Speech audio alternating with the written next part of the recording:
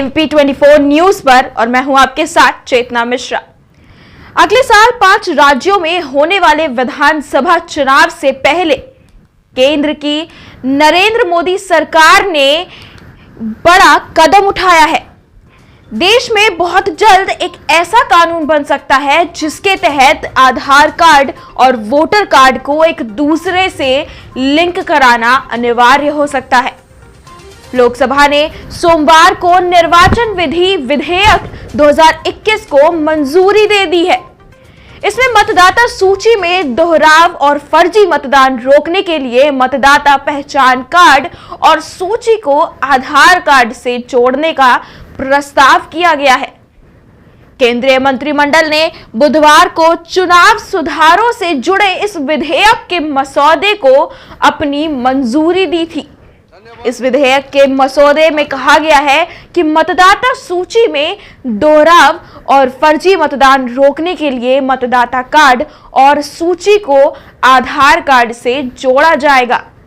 Voter ID card को आधार से link करने वाला चुनाव कानून बिल 2021 विपक्ष के विरोध के बावजूद मंगलवार को राज्यसभा से भी पास हो गया। यह बिल एक दिन पहले ही लोकसभा से पास हुआ था। विपक्ष चाहता था कि इस बिल को स्थायी समिति के पास भेजा जाए, लेकिन सरकार ने इस मांग को ठुकरा दिया।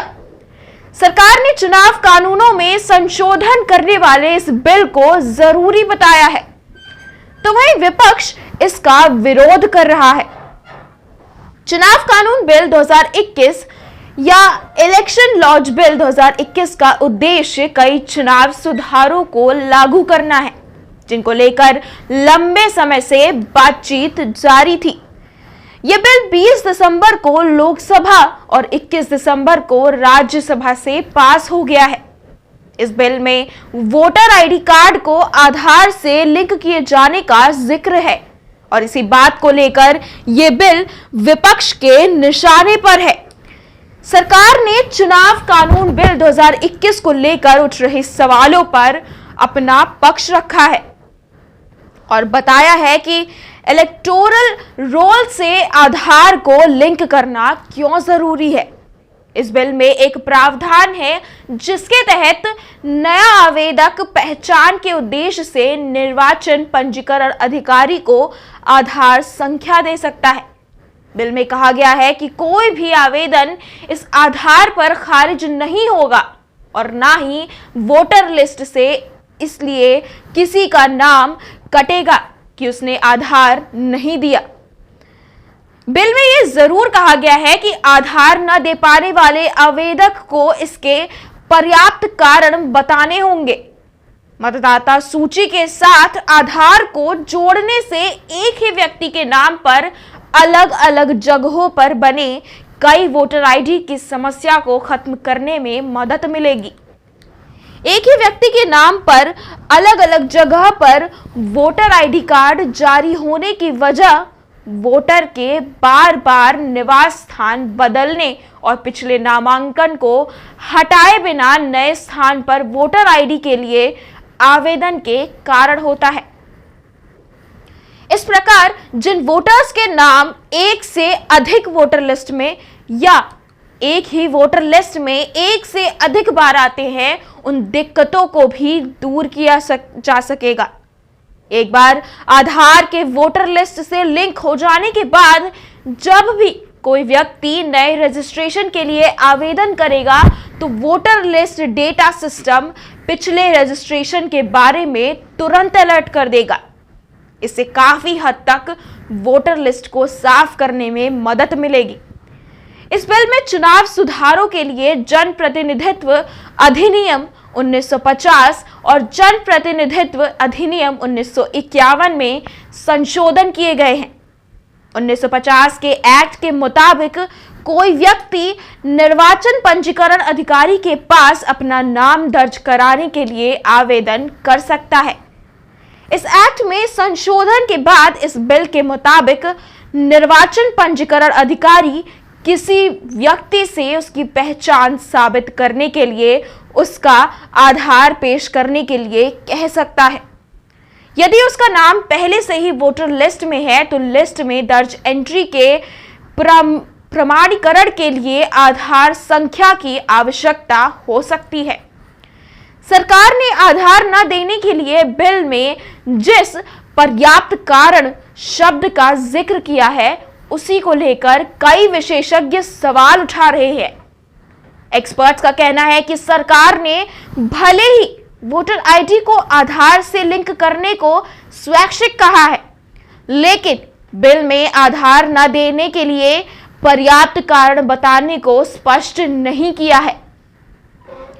एक्सपर्ट्स के मुताबिक इस बिल का यह सेक्शन बहुत ही जटिल है, क्योंकि इससे ऐसा तो लगता है कि आधार देना स्वैच्छिक है, लेकिन अगर कोई आधार लिंक नहीं कराना चाहता है तो उसके लिए सरकार ने पर्याप्त कारण बताने को कहा है, लेकिन बिल में इसका जिक्र नहीं है कि पर्याप्त कारण क्या हो सकते हैं।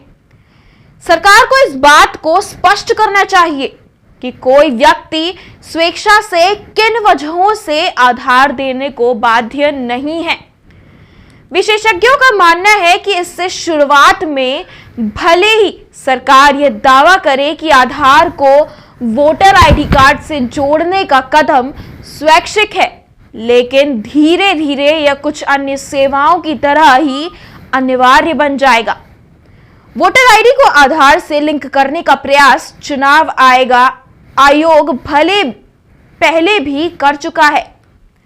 2015 में चुनाव आयोग ने मार्च 2015 से अगस्त 2015 तक राष्ट्रीय मतदाता सूची शुद्धिकरण कार्यक्रम चलाया था। उस समय चुनाव आयोग ने 30 करोड़ से अधिक वोटर आईडी को आधार से लिंक करने का प्रोसेस पूरा कर लिया था। यह प्रक्रिया सुप्रीम कोर्ट द्वारा वोटर आईडी को आधार से लिंक करने पर रोक लगाए जाने के बाद रुकी। दरअसल वोटर आईडी को आधार से लिंक करने की प्रक्रिया के दौरान आंध्र प्रदेश और तेलंगाना के करीब 55 लाख लोगों के नाम वोटर डेटाबेस से हट गए थे। इसी को लेकर आधार की संवैधानिकता को लेकर मामला सुप्रीम कोर्ट पहुंचा था और शीर्ष अदालत ने चुनाव आयोग को वोटर आईडी और आधार को लिंक करने से रोक दिया था। 26 सितंबर 2018 को आधार को लिंक लेकर दिए अपने फैसले में सुप्रीम कोर्ट ने स्पष्ट किया था कि राज्य सब्सिडी और कल्याणकारी योजनाओं के अलावा आधार को किसी भी सेवा के लिए अनिवार्य नहीं बनाया जा सकता है। विपक्ष लगातार चुनाव कानून संशोधन बिल का विरोध कर रहा है। राज्यसभा में विपक्ष के नेता मल्लिकार्जुन खड़गे ने सरकार पर भड़कते हुए कहा कि बिना चर्चा और बहस के इस बिल को पास कराना लोकतंत्र का मजाक उड़ाना है। कांग्रेस सांसद शशि थरूर ने इस बिल पर लोकसभा में चर्चा के दौरान कहा कि आधार केवल निवास के लिए प्रमाण के लिए है, न कि नागरिकता के प्रमाण के लिए।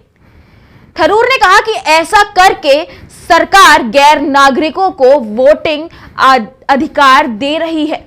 तो वहीं AIMIM सांसद असदुद्दीन ओवैसी ने कहा कि सरकार इससे राइट टू प्राइवेसी अधिकार का भी उल्लंघन करेगी। ओवैसी ने कहा कि इस कदम से चुनाव आयोग की स्वायत्तता में भी दखल पड़ेगा। उन्होंने कहा कि सुप्रीम कोर्ट ने भी वोटर आईडी कार्ड को आधार से जोड़ने को गलत कहा था। इस बिल में पहली बार वोटर बनने वाले युवा मतदाताओं को वोटर लिस्ट में रजिस्ट्रेशन कराने के अधिक मौके मिलेंगे।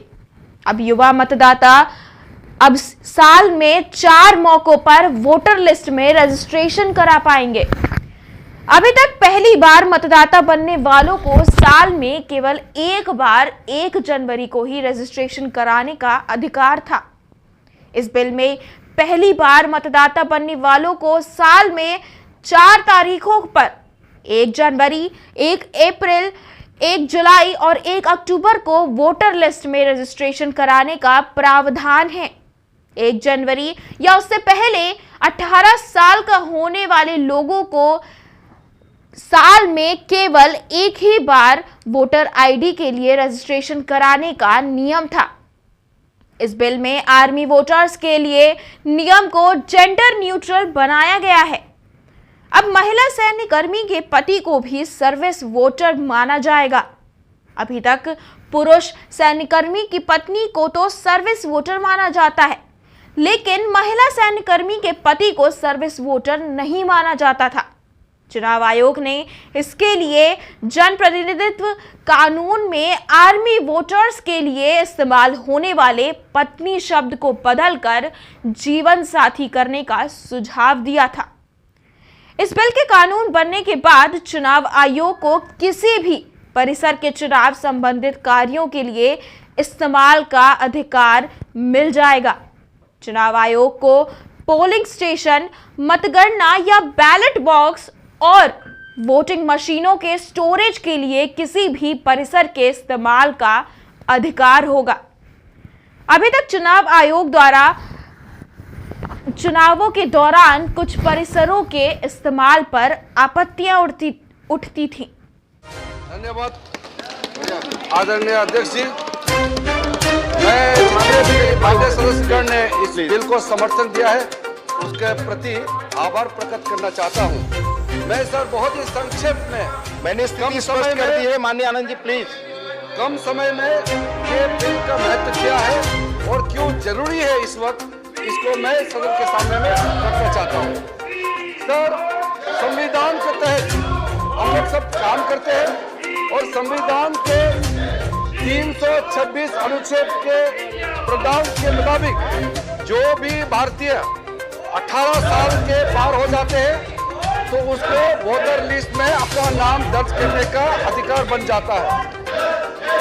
61st कॉन्स्टिट्यूशन अमेंडमेंट के बाद भी 18 साल को परमिशन देने के बाद भी ये बड़ा लेकिन था हमारा देश में कि आपको अगर 1 जनवरी में अगर आपने अपना नाम दर्ज नहीं किया, पूरा 1 साल आपको इंतजार करना पड़ता था।